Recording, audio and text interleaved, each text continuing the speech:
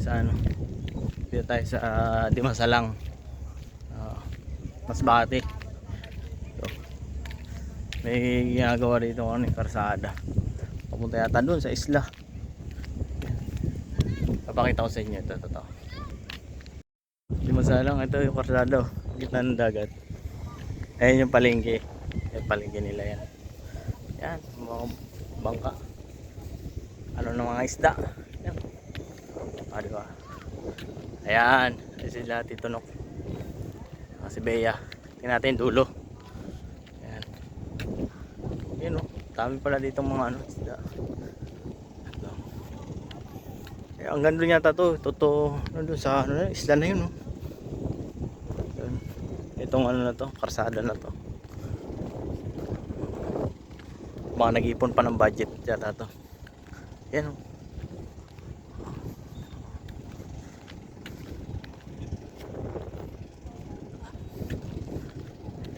Ayan. Ang linaw ng ano. Kaya maliligo kami dyan pag ano. Pero hindi dito. Doon siguro. Doon. Sa Uson. Doon kami sa Uson. Nagmalingki lang kami dito. Ang isda oh. Kita nyo ba isda? Ako lang nakakakita. Ayun. Dami. Pwede rin pala dito mga ano. Maminwit eh oh. Dami isda. Oh, parang tilapia to. Yun oh. Lalaki. Yan ay sila. Picturean dalawang mag-ama. Ayun. Bangka. Yan oh. Ay, parang doongan to ng barko.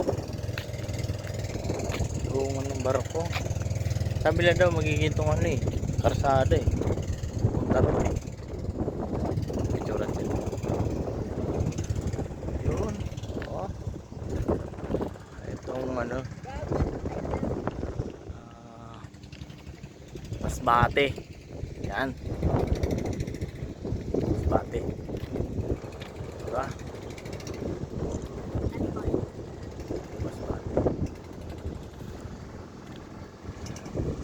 Nagbago na yung palengke nila dito sa bungad eh. Nung unang punta namin, doon pa sa dulo, sa kabila doon. Ngayon dito na sa dulo. Yan. Ito. Ganda ng mga bundok eh. Ang daming nyug.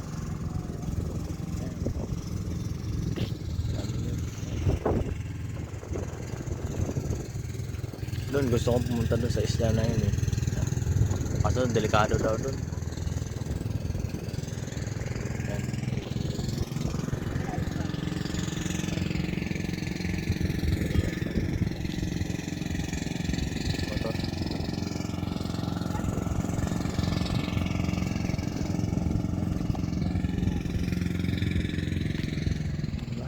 Ganda ng dagat. Ganda dito magtambay. Ganda lang dito magtambay. Diba? Shout out pala sa mga taga Cavite dyan. Ay taga Cavite, taga ano, Masbate.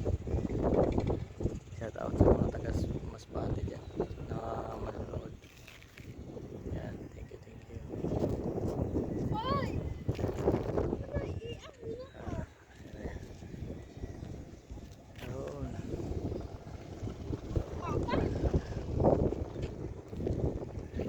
Thank you for watching. Thank you, thank you, thank you.